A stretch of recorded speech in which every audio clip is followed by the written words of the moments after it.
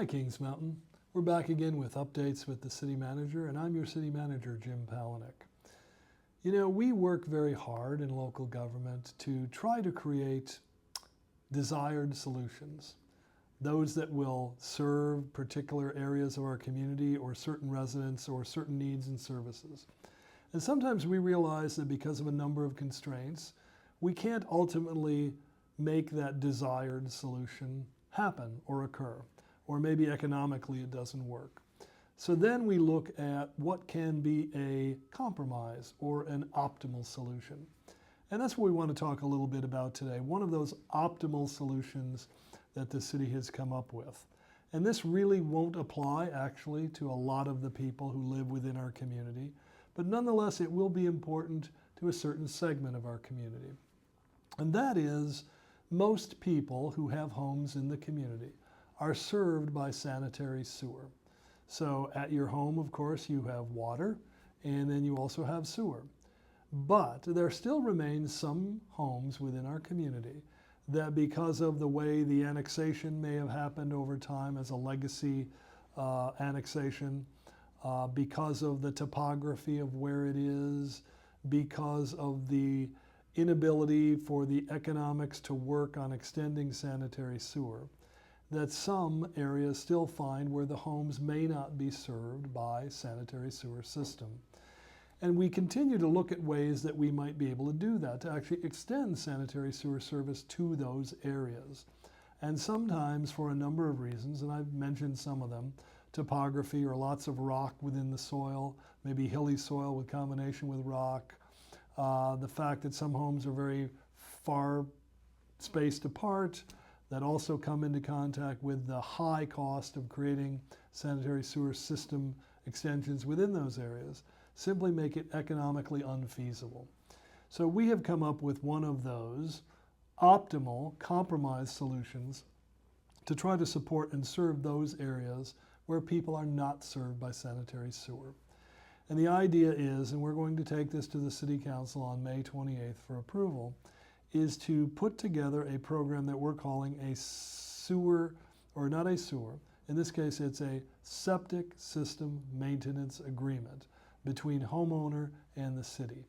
It will act much like insurance basically. So if you are served by a septic system and a leach field, and that's essentially the alternative that you have if you're not on a sanitary sewer system, then at times, of course, that septic system may need maintenance. It may need to be pumped out, and at some point in time it may actually fail and it may have to be replaced. So we're putting together this program that looks much like an insurance program, so that if people sign up, and it's voluntary, you don't have to, but you can, it's voluntary. The city would come out, they would initially inspect your septic system and leach field, just to create a kind of baseline determination of what condition it's in, and when the next time it may need either pumping or maintenance.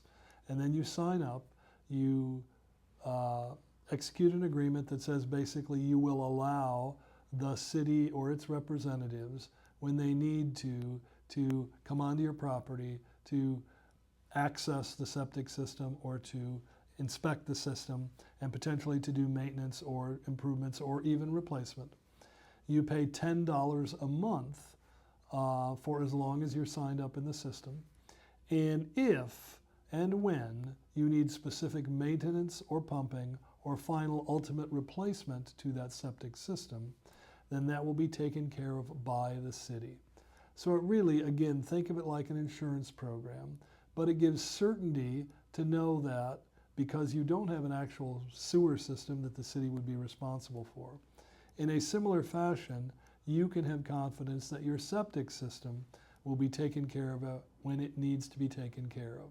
So again, the proposal is $10 a month, every month while you're signed up, and the city then would be responsible in that septic system that you own, that's part of your private property, but that serves as your sewer system, to pump it when it needs pumping, maintain it if there's some maintenance needed to it, and if it ultimately fails, to replace it in a manner that is now appropriate and lawful and serves the needs of your particular household. So again, we're calling it a septic system maintenance program. It is voluntary. If you find yourself in a situation where you own a septic system and leach field at your home for your household, and you think this is a good deal, and we think it is a good deal, well, it's a very modest cost, $10 a month. The city is pre-funding a trust fund so that we will have adequate funds in advance. So as the people sign up, if we see that there are more need for making improvements, maintenance, and or replacements early in the program before the $10 a month revenues come back to the city become enough to cover all those costs, that we'll have pre-funded several $100,000 to make certain that they will cover those costs. So we have thought about this for some time. We've looked at various alternatives, and at the end of the day, we think this is not only the most cost-effective alternative, both for the homeowner, but for the city as well, and still serves the need of the particular homeowner because they can have that certainty that they will have a system in place that if it has a problem will be taken care of. So wanted to let you know, and it's another one of those examples where oftentimes we can't necessarily come up with the most desired solution, because that would be to provide sanitary sewer system to everybody, to every household. But an optimal solution can be determined.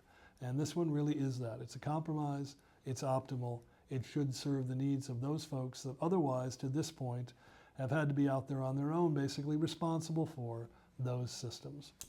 So with that, that is our brief update for today. We look forward to the next time. This has been Updates with the City Manager. We'll see you, Kings Mountain.